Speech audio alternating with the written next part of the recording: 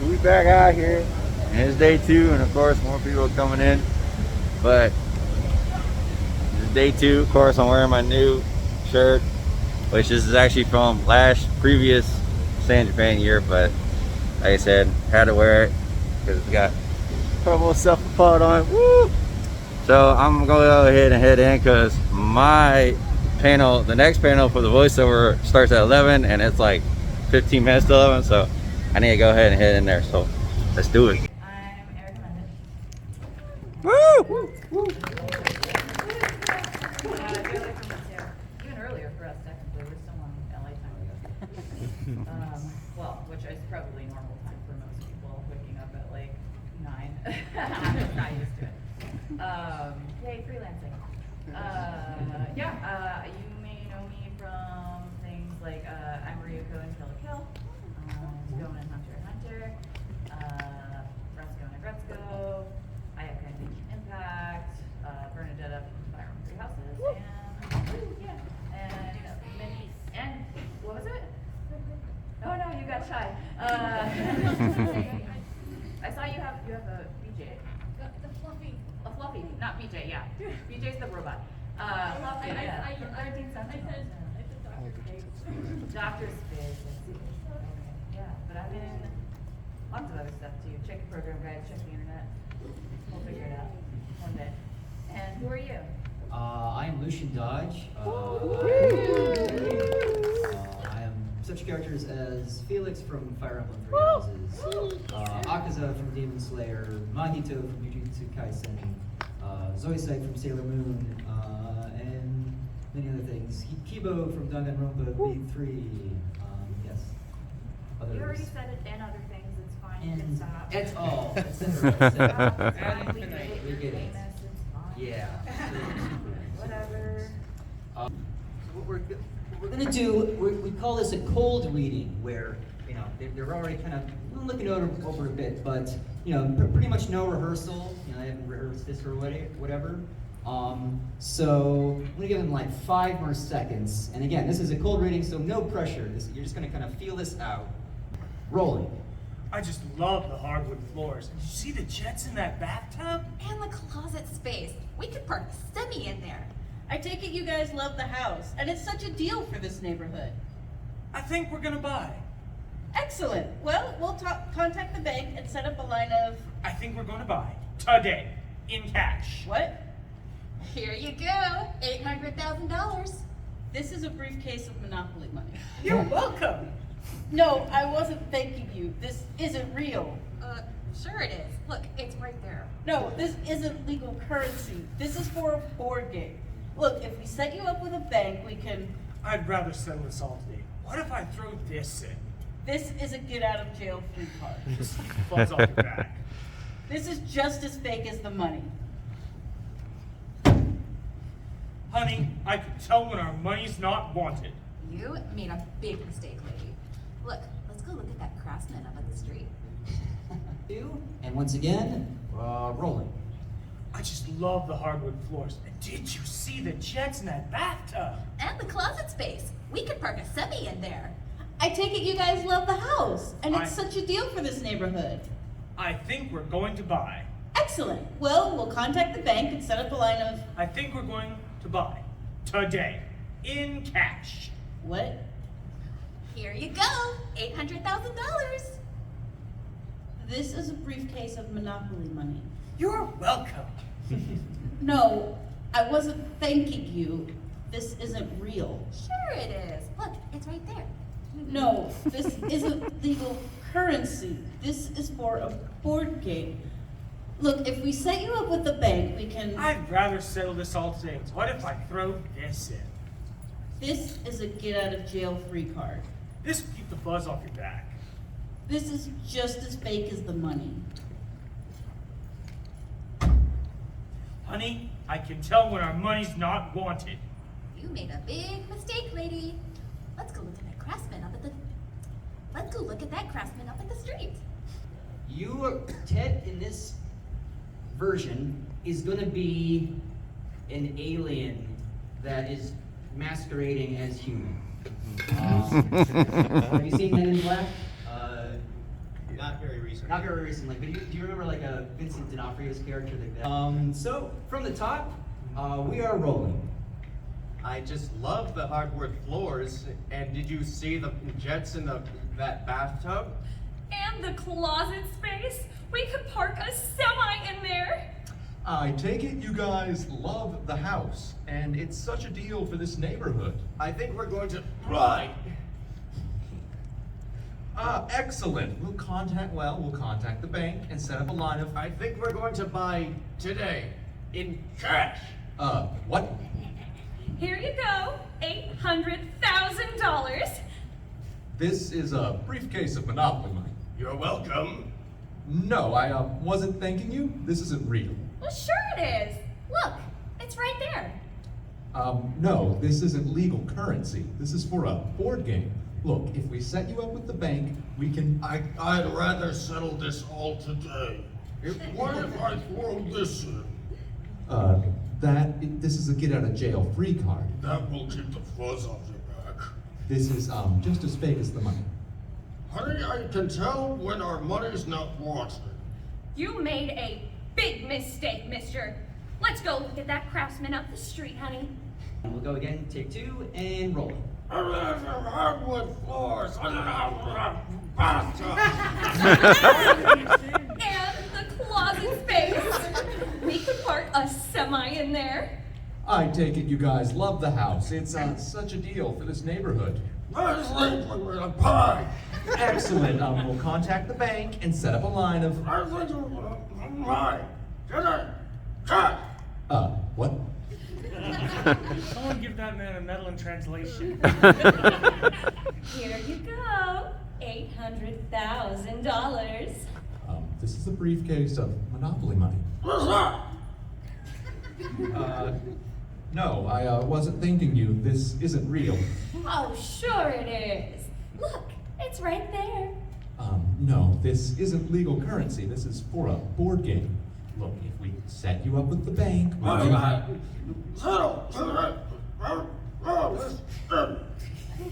this is a get out of jail free card. This is just as fake as the money. You made a big mistake, mister. Let's go look at that craftsman up the street.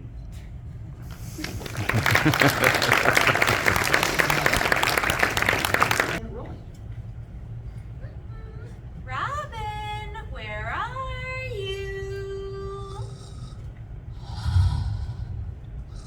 There you are. I was just. Oh, you're sleeping.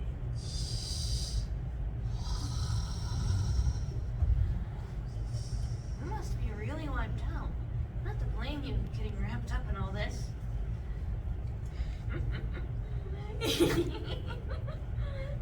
like it's time to quietly, gently. Hold your nose. What? Risen wolves! Risen riding wolves, they're all. Wait, wait a moment.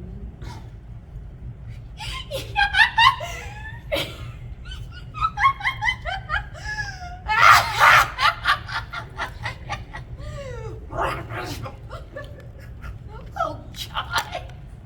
That was hilarious. Lisa, God bless it. I was fast asleep. And dreaming of a risen and wolves, apparently. I'm sorry. I tried to resist, I really did, but it was too perfect. Who does such things? Is that really how your parents raised you? I don't know. I never really knew my parents. Oh, right. That was, Don't worry about it. I know you didn't mean anything by it. And, actually, there's something else that I should be apologizing for. whatever it is. I'm sure I can forget it if you can forgive my heartless comment. Really? That's great. Oh, I was so sure you were gonna be so angry. See, I was kind of doodling a pic in your big new book of battle strategies, and then I kind of spilled the ink and kind of ruined the book. Kind of completely. I really didn't mean to! What? But that was a rare text. I just started to. I mean, it's fine. Accidents happen. Oh. Phew.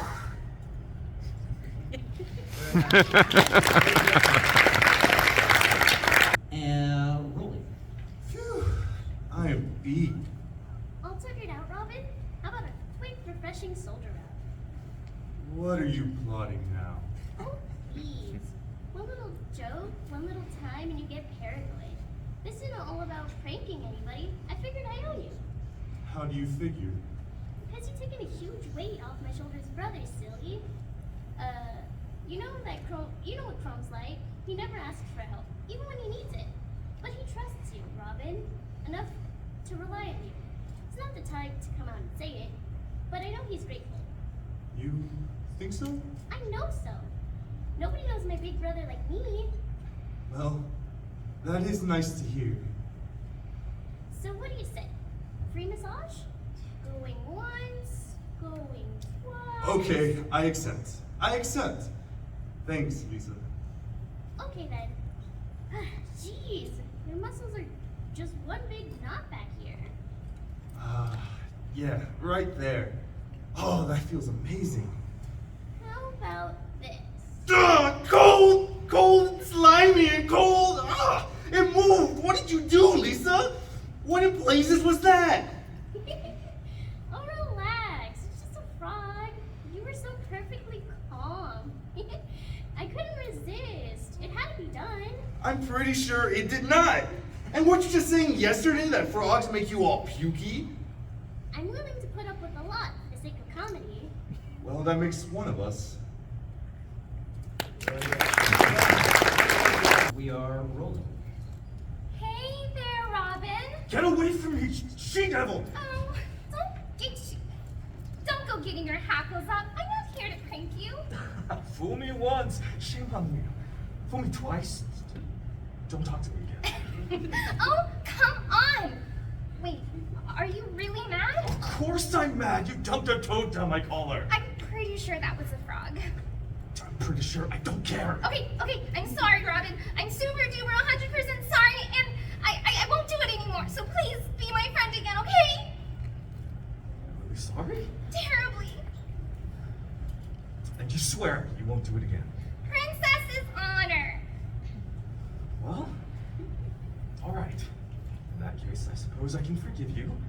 Let's just shake hands and put these silliness behind us. Thanks, Robin. You're the. Ah! What is that in your hand? A snake? Oh no, Lisa. I'm pretty sure this is a worm. Gotcha. I thought my arm was gonna jump out of my throat. You're terrible, Robin, and a total hypocrite. Why don't you show me what's in your hand then? Oh, what? Like this? Why did you think? How did this frog get here? Sorry, you were saying something about hypocrites? It's no fun when you see it coming. I'd have to be blind not to at this point. Next time, I'm going to prank you so good. And next time, I'll seriously stop talking to you. What? No, fine. I guess I'll stop for real this time. Guess I still have a long way to go. Till you grow up? No, to the pond. I've got about a dozen frogs to put back there. Hi, I'm Mr. Mystery. Do you like to be mystified, befuddled, bemistaboozled? Then come on, put on your wowzer trousers and come on down to Gravity Falls Mystery Shack. Where as we always say, no refunds. Nice, very nice adjustment. And then for the last one, pretend like you've unlocked the secrets to life. It's like no one else knows this, and you're so excited to share this with someone. Like, ooh, look what I know. Here are these things. I'm gonna teach you this, and you're just brimming with excitement to let them know. here are my secrets. This is gonna blow your mind. Okay. It's all about marketing. With the right words, you can sell anything. What you call old milk, I call new yogurt. What you call a tsunami, I call the free water park. But what you call a cannibal, I call a people person. Very nice. Thank you. Oh, your parents. Yes, I'm looking forward to seeing them at back to school night. Oh, wait. That's right. They won't be making it.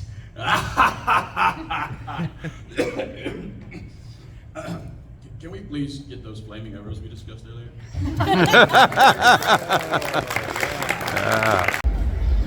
Alright, so I just got out of doing the second floor. Had a voiceover workshop, so that was pretty interesting.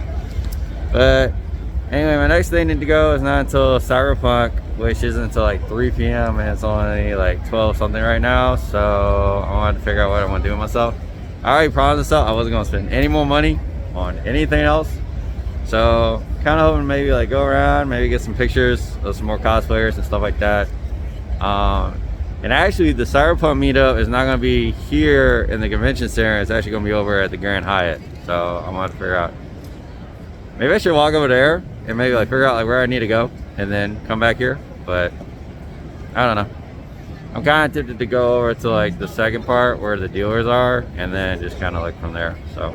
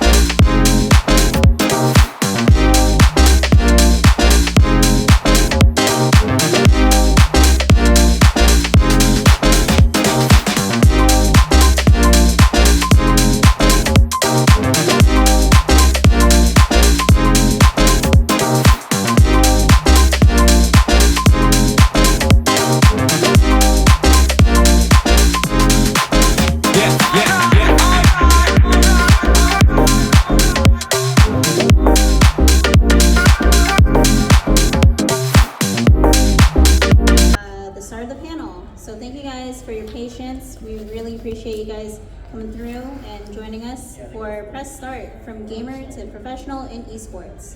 So we're gonna do brief introductions of the panelists. I'm Ansley Pertosa. I'm the head of the Greater Gaming Society of San Antonio. We're a group of gamers and game developers here in SA. And I'm also the marketing specialist for the United States Esports Federation. So if you want to represent the United States on a global level, let me know. We're looking for Assetto Corsa. So while you were naming some game titles, Chris, anyone who's a racing game fan who wants to like help me figure out how to wrap a sports car with USA colors, hit me up, because I don't know anyone who plays Assetto Corsa in Texas, but it'd be cool to have a Texas rep. Anyway, that's me, and we'll just go down the line this way. I am Nick Strickland. My tag is Giddy. I was a semi-pro for Smash Brothers for almost a decade. Hello, I am Gavin Garcia. I am on the Siege team for St. Mary's Esports. Hi, my name is Elizabeth Morales. I am also a part of the St. Mary's Esports program. I am our Rocket League team manager, and I also work behind the scenes on our live stream broadcast team. Hello, Chris Science here, owner of Texas Gaming Empire. I am not good enough to play any esports professionally. I just kind of run the organization and try and host awesome tournaments and have a good event for people on this panel. Hello, I'm Joe Crush. I'm a professional Tekken 8 player, partnered Twitch streamer, YouTuber. I compete all over the world, trying to be the best at Tekken, and I think I'm becoming a new shining star for USA Tekken, and yeah, he's gonna show that off tomorrow too at the tournament here. So. Yeah, so I wanted to get a variety of individuals that are in various roles in the esports world, because there's not just the players, right? So what I want to know from our panelists is what got you into esports? What made you want to pursue like these professions? Because it's a very unique field. You guys know the Wombo Combo video, right? Yeah. I always played Smash since I was a kid, just at a casual level, but that was kind of like when I saw that video, it was more like the transition into wanting to do competitive stuff.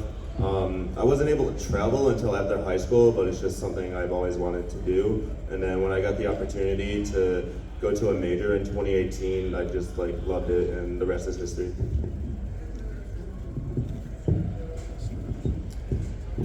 So mine's a little bit longer of a story.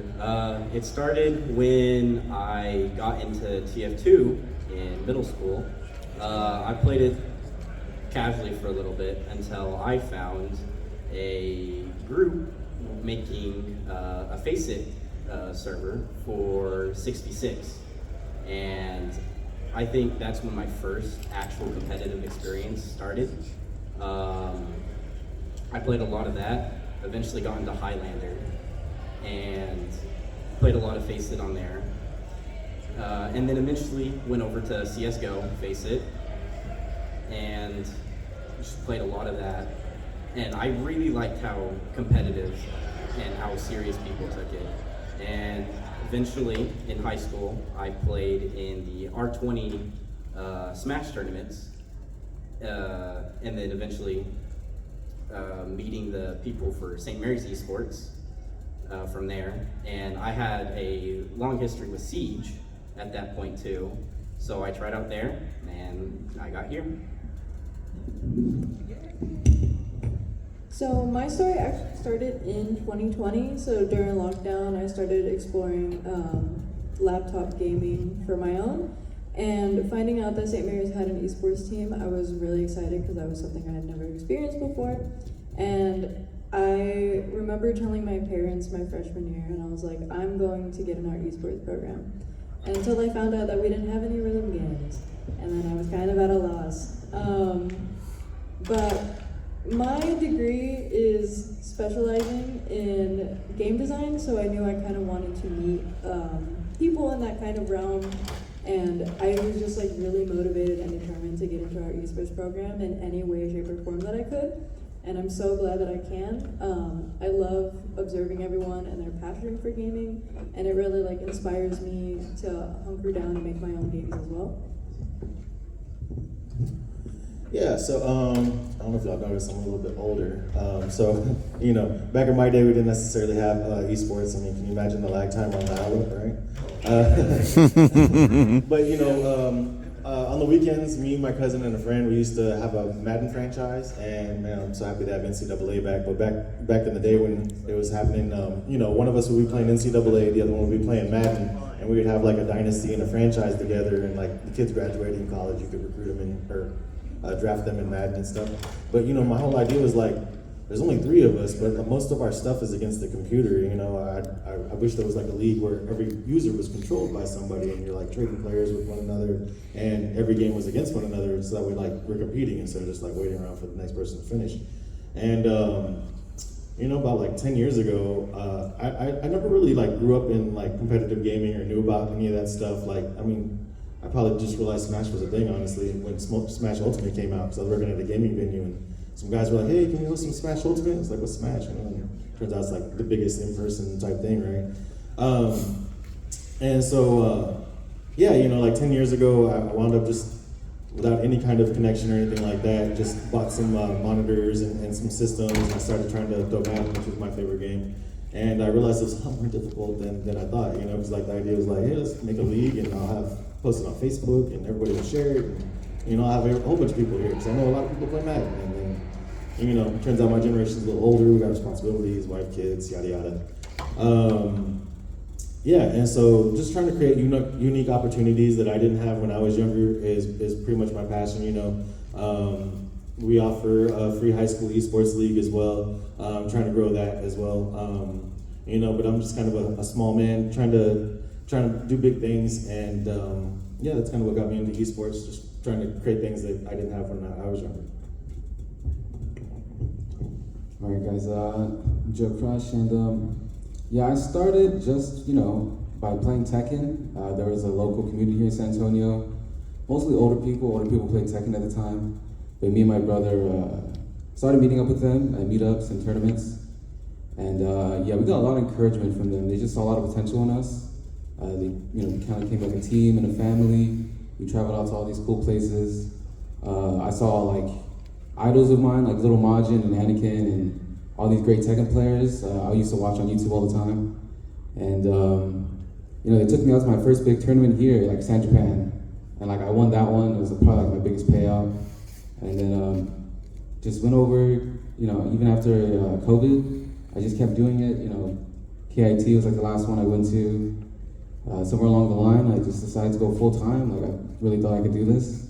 And so now I just travel all over the world. I've traveled to like Dubai, Sweden. I've traveled to all over America. And I'm just getting started really. So, it's very rewarding. I pretty much think I live my dream life to compete and be the best around the world. And, making reality, getting the respect from my peers and idols from like, even all around the world. So where I'm creating, more people that love the game, that look up to me. So, I just enjoy being part of that every day and spreading, the love of esports and Tekken 8. And, just want to let you know, like, if you really want to go out and do this, you can, just put in the work and find a community and you can, succeed, especially if I could, Just wanted to let you know that. Oh, one last thing. Speaking of, finals for Tekken 8 start tomorrow at noon. Stars and Stripes Ballroom on the 3rd floor. Also for Smash, and we're having Mario Kart. So definitely come check out those finals. Yeah. So I love that everyone has like a different background and like a different inspiration into esports.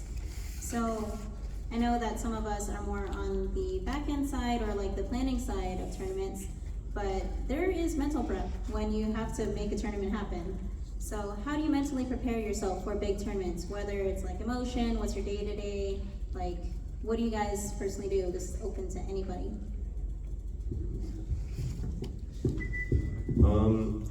I still consider that back end stuff to be pretty important. One of the things that kind of bit me in the end when I was competing in my recent years, not having proper arrangements or all your travel preps, all your ducks in a row can that's not something you want to deal with in brackets, so it can be a big headache.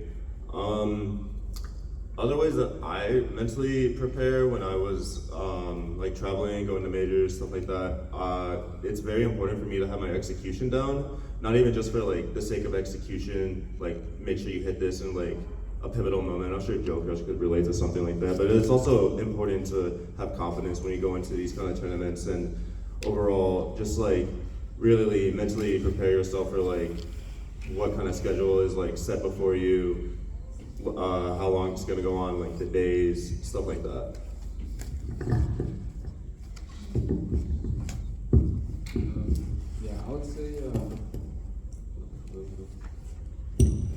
I would say, when I prepare, I just try to think of being in that stressful moment when, it's all up to you. Everyone's watching you play. The time to, see who wins or loses is just all up in your hands, and feeling the nerves of that, I just try to, go back to, I wouldn't call it a happy place, but just your everyday. This is what I do every day. I play Tekken, I win Tekken. I know what I do, I know I'm capable, and that doesn't change because I'm nervous or I got the spotlights on me. I'm just gonna, go back to that kid playing in his room, knowing that he could beat the best, and I'm just gonna replicate that. I feel that, and just have that self-confidence. Don't doubt yourself. Do what you preach, and just go out there and kill it. Just give it your best, because if your best is not winning, then that's okay. You live to fight another day. So that's how I like to kind of relieve stress.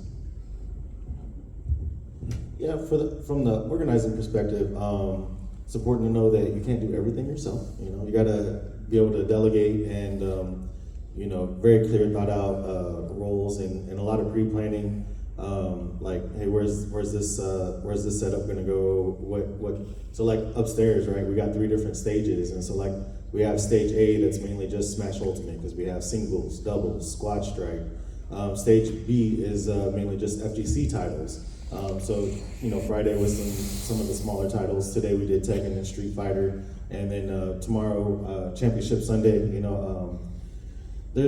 There's always pros and cons to different things. So like, one thing that we have to think through is like, do we want the tournament to all finish in one day, or do we want to make it 2 days? And there's pros and cons to both. Some people don't want to have to come a second day, but at the same time, like, it's also kind of unique and really cool to like have a championship day. And the idea being trying to get more people in here to like, just capture that championship moments and stuff like that. Yeah.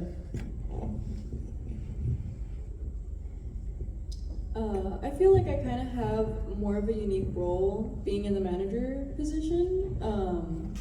So for me, when it comes up to our weekly game days, I try and focus on getting enough rest, and then the student athlete part of me just wants to make sure, homework's taken care of, and especially for streams. Streams can be really long nights. You never know sometimes how long it's gonna go. Like for Rainbow Six Siege, it could be 3 maps, it could be all 5. You don't know how it's gonna go. So I think the biggest thing is just making sure that I'm well rested so that I can maintain a positive attitude. Because sometimes those nights in the broadcast room can get kind of rough on the staff because it's just technical issues, all this stuff. And so making sure that you're rested and then just having people to rely on with you, like you're not going through it alone, really helps help keep the experience positive for everyone. For me, I just kind of show up.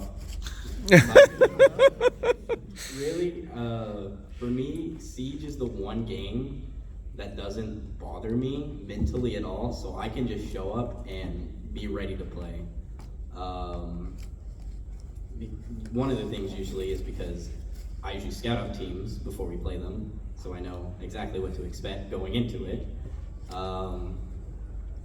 And I know what my teammates are capable of, and I know we can just get it done. No matter how long the night goes, we just go through it. I think the important thing is that what everybody's kind of saying is like doing the work before you put it, do the work. You got the preparation and stuff is huge. For Tekken players, they say if you want to be a pro, you gotta play for 8, and then maybe like sleep for 6. Oh wow. So, Play for 8, sleep for 6. Like mediocre. Yeah, mediocre is 8. You gotta play more. At least that's a top tier Korean level. Yeah, especially in that game. I feel like there's so many knowledge checks. Oh yeah, playing games, it takes a lot to like master. Yeah, there's a lot that goes into like mastering the game itself and preparing yourself mentally and physically. I can definitely relate on the manager level. There was times on an international scale, we had to make sure our players were ready. So when your manager says, hey, the check-in is an hour before, please show up an hour before, and don't make me tell the nation of the international org that our players in the US are running late because they went to McDonald's or something. But, yeah. How's that happen? When you are with an org or whenever you're competing, sometimes you can get signed onto a team or get sponsored. So I know that some of our players have experience with this, whether it's in a collegiate level or whether it's a professional level. Can you guys speak to some of that? Like, how does that happen? That's a pretty new thing, I'd say. For me, and I would say kind of generally with FGC, it all starts at like a grassroots level. When I first moved here, I just kind of familiarized myself with the San Antonio scene, and then by proxy, the like Texas scene as a whole. And then through them, whether it be like volunteering for like clearing up at like regionals, I used to do that a lot pre-COVID, or just getting to talk to the actual organizers of the event that you're entering or like watching. Just forming those connections are pretty important. And then from there, it's important to also, when you meet with like an organizer or like somebody's interested in you, or you're asking somebody, hey, are you sponsoring? to keep it professional and make sure you have like both of your like goals in line about like what they want from you and what you want from them, so that way you can succeed at like a competitive level while also like supplementing them with whatever their aspirations are by sponsoring you. Yeah, I would say I'm sponsored by Paragon right now, and you know, the way that originally happened was just word of mouth. You know, the owner just approached me and pretty much just said, you know, someone highly recommended me, and they were like wanted to know if I was interested. And you know, at first I wasn't too sure. I mean, people offer you a lot of things, but yeah, just talk it over, what they expect of you, what you expect of them. But you know, you really just gotta get noticed. That requires you to have like a social presence on like different kinds of medias. So you know, digital presence is huge, but also you know, for your esport, your Minus Tekken, it's just how are you known in your field. You know, how are you known in your practice. You know, if you're excellent, you know, that'll show, that'll stand out. So you know, that's probably priority number one, and then number two is get people to see how excellent you are. And you know, sponsors just come to you. Just you know, just be professional. You know, make some good connections, get some phone numbers, rub shoulders with some cool people, and it'll just happen organically. Just be excellent, pretty much. I will say, I don't know how it is for Tekken, but like for Smash, they pay attention to upsets a lot, especially since like at least on the Ultimate side, there's a lot of younger players that are beating the veterans. So then it's like, oh, shock value, and then like you have a bunch of different people that are interested in them. Even if it's not just to sponsor them, they want to like bring them out to their event, or like how they can like get them to like shout out something. If you're good at the game, you will get noticed. So that's just like rule number one. Yeah, I think that's definitely true. I mean, Icon was like that when it came out in Summer Jam 2022. I beat Anakin, and he was probably the best Jack player at the time. And so, for right after COVID this time, I go out and beat him was like a pretty big upset. And I kind of, just capitalized on that. Talked a little bit of mess on Twitter, maybe more than I should have.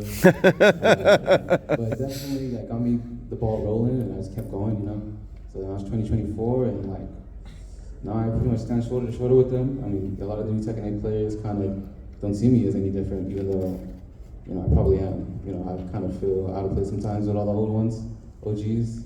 But, it's just kind of accept my place now. Like, I worked for this, I'm here now, and it's got a lot to, prove, to keep up, keep on being excellent, not just, when you start out. But, that's pretty much it.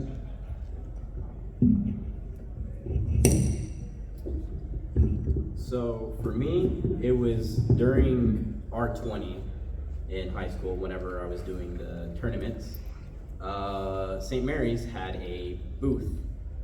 And at the time, I was still looking for a college to go to, as I still hadn't figured out where I was going yet.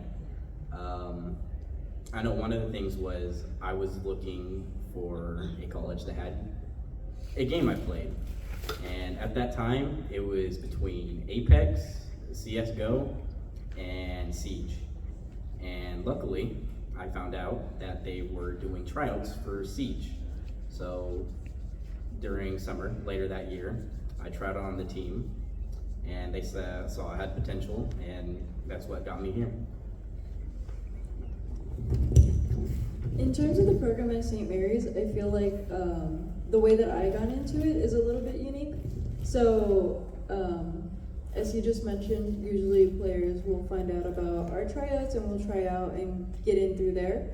The summer after my freshman year of college, I was actually working at a different tech camp on campus, and we happened to go tour the esports arena, and I saw this as my chance to learn a lot about the program.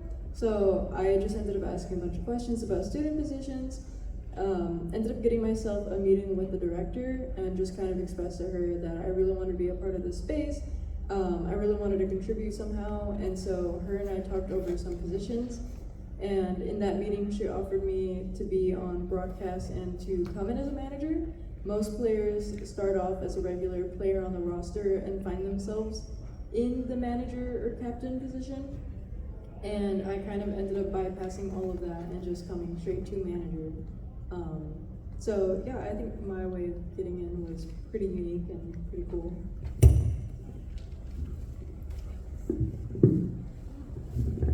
Yeah, so a lot about being best player, and I will say since my job is a lot of marketing and PR stuff, even if you are the best player, it is very important to be kind and, like they said, be nice to others and making sure you're professional with people. Because there have been times where people are like, hey, I'm the best at this thing. And I'm like, okay. And then I look at their social media and they did something crazy. And I was like, dude, I don't know. You may be the best at the game, but you're not the best in character. So we're gonna have to pass. So that's important. Being genuinely you can talk mess on Twitter, it's kind of hype. I'm not gonna lie, it's kind of funny. But just be real and say like, hey, I will represent you guys well, because that's what sponsors would like to see in a good player as well. So, yeah. So the next question is, what is one piece of advice that you wish you had received when you first started in esports? This can be about like anything.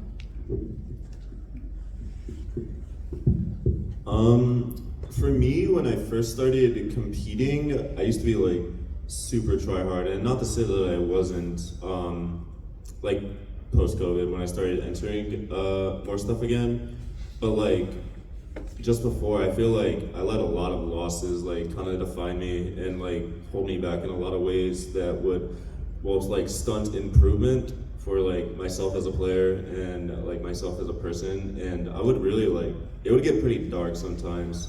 I would tell one piece of advice I would give myself, especially my younger self, like graduated high school, maybe like a couple years after that, is to not let that one loss like define you. Like it's okay to like take it in, feel it out, stuff like that, but it's more important to like move on and like improve from it.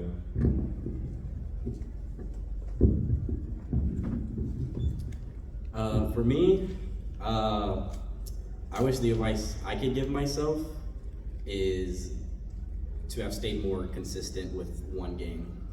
Because with me, I play too many games. There's just, I can make a list and I've considered every single one competitive at some point.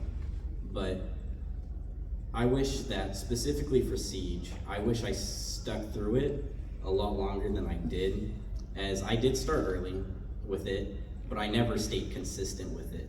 So whenever I did come to the program, there was still a period where I was still getting better as a player. I wish that I could have started earlier as where I was at, and I could get better from there.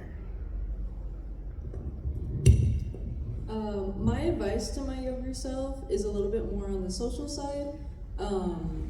So coming into the program, I didn't know anyone who was in it, and so all of a sudden I'm thrown into this new space with this new role and with a lot of people that I did not know. And I wish that I would have taken a little bit more of a chance in the beginning to start throwing myself out there and talking to people. It wasn't until about halfway through my first year that I started getting more comfortable and like hanging around the arena space more. And I just wish that I would have done that from the get-go, because there were a lot of really cool seniors that were there.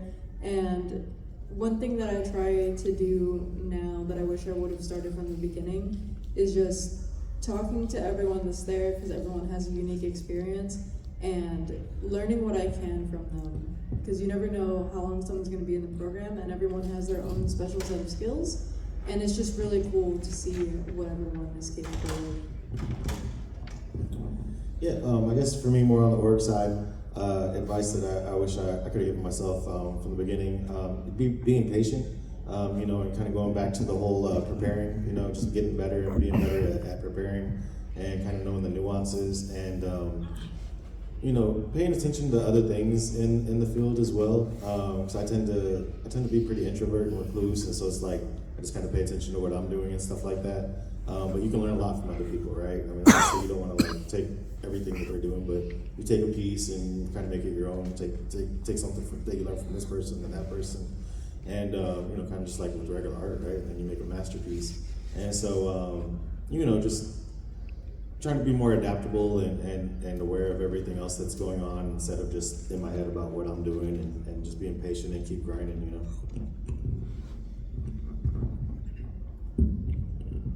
Yeah, I would say one big piece of advice I would give myself is just don't do it alone. You know, Tekken's a solo game. It's, you know, one-on-one. But I've come to realize, like, yeah, if you really want to be the best, I don't know, you just need so many like-minded and like stronger people on the same team as you who could help you. Like, you know, I got a lot of people helping me now, like, you know, from editing to teammates, you know, like making your strongest rivals your friends instead of enemies.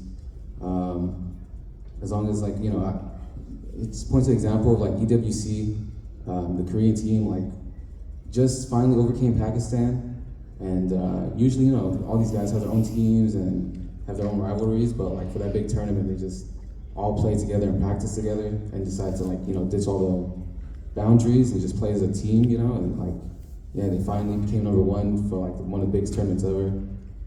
Same thing they're doing in like a tour, like they're all like top notch, top of the best, and you know, just as an American that's kind of solo, it's like, yeah, it's so powerful to go up against. Like trying to replicate that is a very, very good move. So yeah, definitely don't do it alone. You know, find a strong team. It'll take you a lot farther, a lot quicker. I feel like what you just said is something that applies to like Smash over like the last year or two, at least in Ultimate. Like the Japanese scene, they're all like super grinders. They grind online together. They talk to each other. When they go to a major, they like have their own stream. They all get behind like any Japanese player from like any skill level, and they like cheer them on. But like in NA, it's like they didn't have that kind of grind set that Japan has. I mean, Japan is also not playing for prize money like that, so that might be another factor. But now they're trying to play catch up. So I really feel like having a team behind you and like representing yourself and them, it can like take you pretty far.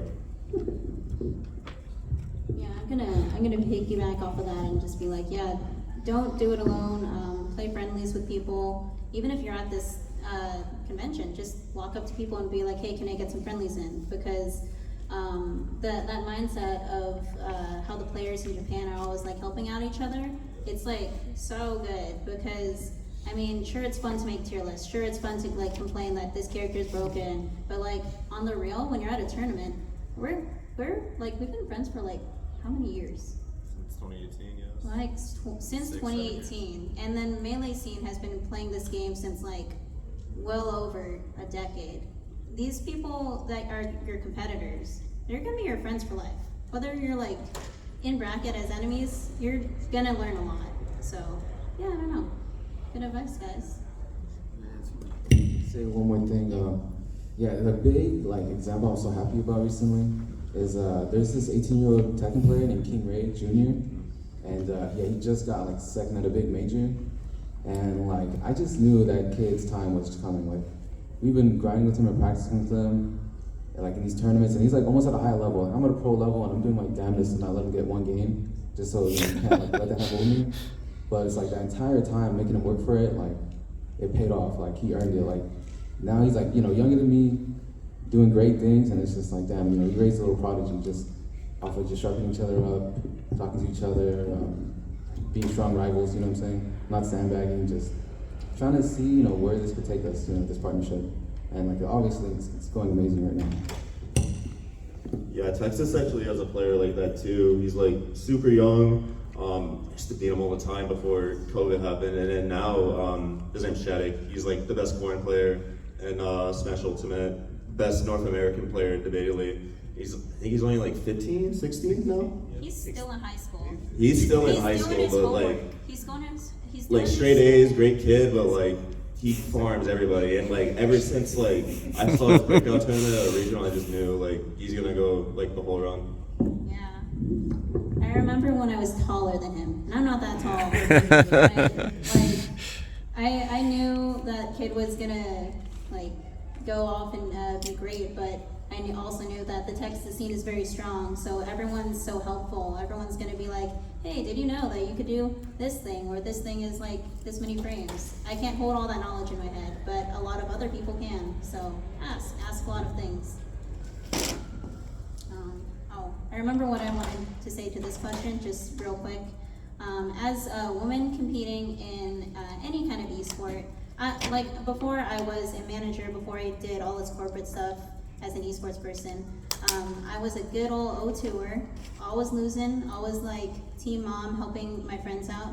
But I kind of became that way because I stayed in my head about it. And I thought like, oh, like since I'm a girl, I have like the weight of all the women playing games, like I'm gonna represent every single woman, but you just gotta think about, it's just you playing this game, and like Joe Crush said, just, it's you gotta be confident and having fun. So keep having fun playing the game and competing. Last part. So now it's Q&A, question and answer time, so feel free to ask our panelists anything. We're open, and you can either just shout it out or come up for the mic. Alright, well, I'm back out here. I don't have the mask because it was just getting too much. And then I had to go home, return my bag because apparently we can't have bags at the dance at all. So I had to go do that. Anyway, right now I'm going to go see if I can find a particular someone who's streaming right now. So I kind of been following her stream. And she's actually in the car show, which we kind of already viewed the car show yesterday, but I want to go see if I can go at least say hi to her. So let's see if we can find her. Anyway, I found her, guys. I actually spent Queen Manda. I'm actually going to put the picture up here right now. I actually said hi to her stream as well, so that was real cool to finally meet at least another streamer in person, another content creator that's actually here in San Antonio. So that was real awesome. We got Plinko machines going. They got DJ going. All this wasn't going on yesterday, so it was a little bit quieter here, or like yesterday. But today, man, it's popping off. So, but yeah, man, it's always great to meet new creators. Yeah, imagine about TwitchCon. Honestly, I didn't know when TwitchCon was going on. So I probably won't be able to make it because I already have my sight set on IkiCon, which is going to be January of next month. Well, not next month, but January. So I'm trying to save for that as well. I mean, this Sage Japan's already taking up a lot of my funds just to come here. So, but man, it is popping off. There are people like everywhere right now. So much food is coming in. So, listen to me another creator though, Queen Manda. I'll definitely put her stuff down below. Yeah, hopefully I can kind of like go talk to people, meet some new people, and possibly, you know, tell people about Kraken Royalty, because that's kind of one of the things I wanted to do, was to let people know about our Fortnite Zero build. So, but I mean, a lot of interesting characters here, as always. A lot of cool cosplays. Definitely trying to get a collection of photos of different characters that I know of, and definitely people that have put a lot of work and time into it. So, anyway, that's what I'm trying to do. We'll see how well it goes. Alright, so I met another content creator, Just Blasia, or Blasia. So, talked with her. She was really cool. She was actually cosplaying as Shell, and I picked her. I said, whose gold have you been stealing today? So I'll go ahead and push a picture right here up so you guys can see. But that's who she was cosplaying as. So right now, just kind of like looking around and trying to see, you know, what other cool cosplays I can find and whatnot. But unfortunately, I'm like back in the hall too, which is like all of the dealer stuff. And I want to do my best not to spend any more money. I'm not spending money. I bought all my souvenirs yesterday. I don't need to have bags because I can't have bags tonight because of the freaking dance, and that's why I had to go back to the house and drop my bags off. So no bags. No bags. Alright, so I got done with the speed friending. And I even like put an X on my hand and said that like I was like of age or whatever, but anyway, I don't know. I didn't really meet like too many people. I was kind of hoping to meet more people, at least be able to talk to more people, but I guess being up at the front and someone having to come all the way from the front to the, I mean from the back to the front, I guess it just kind of like took a long time, or like people were like getting confused like where they need to go. So I don't know. Maybe it could have been done better, maybe not, but I don't know. I kind of felt like there was people, I kind of felt like I had a better opportunity talking to people more on the floor than going through that. So I don't know, that was a little bit disappointing. But anyway, heading over to the Grand Hyatt for the freaking EDM after party, which is going to be completely insane. I'm actually going to be able to see Tokyo Machine and Slushy, so I'm super excited about that. So, whoo, let's get it.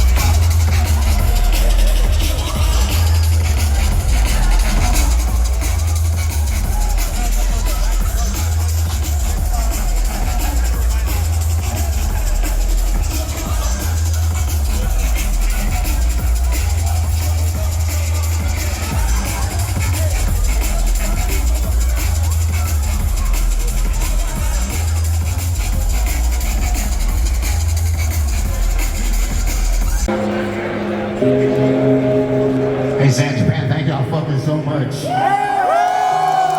want to let you know this is my first time. My first one here in San Antonio. And this is my first time playing here, and I love you guys. Thank you guys so much for the love and appreciation. The attention. I hope you guys had a good time. You guys ready to keep doing it?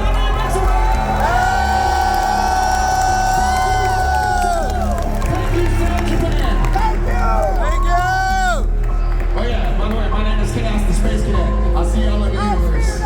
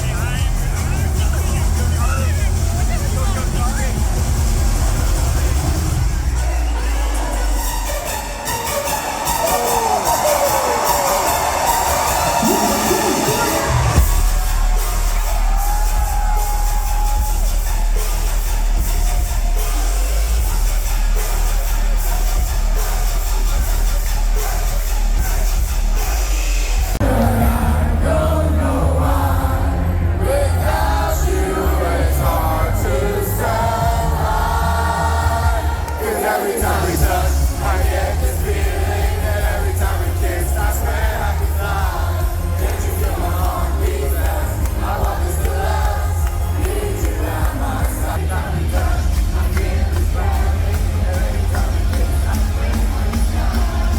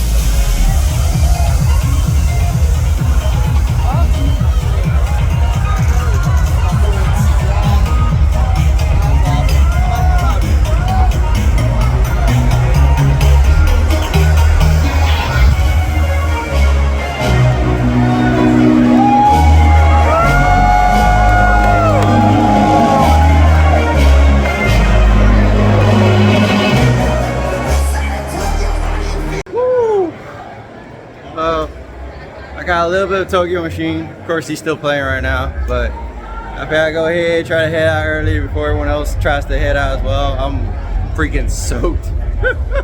I gotta get me something to drink definitely when I get back home. So hopefully wrap up the video at home. It's like past 1 o'clock in the morning. I'm surprised I'm even awake right now. I thought for sure I'd fall asleep, but yeah. Woo! What a party.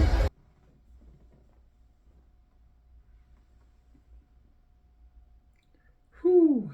What's up, everybody? So I'm glad you made it to the end of the video. As you can see, it was a wild party, a lot of stuff going on. Obviously, I don't have my hat on or anything like that.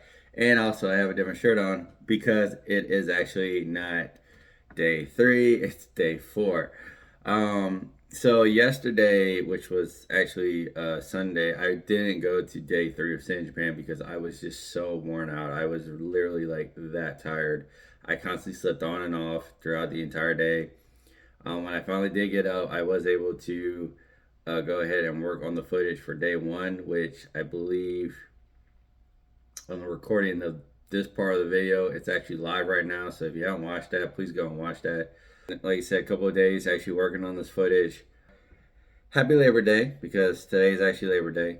But yeah, so like I said, I went ahead, I finished all the footage. I know this one's a long video, but I feel that you guys really need to have everything I put in this video to kind of get a sense of like how long the day was. Also, I felt like there wasn't really any information I could like cut out. I felt like all the information and questions and panel stuff like that, and even the people that did the voiceovers, I took the best takes that I could.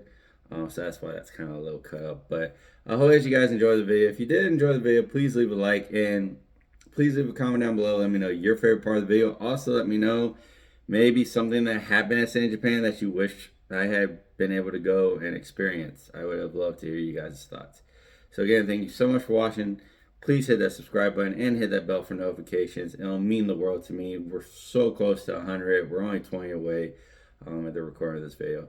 So again, thank you guys so much for watching. Like I said, I know it was a long one, but I appreciate you guys sticking around. And I hope to see you guys next time.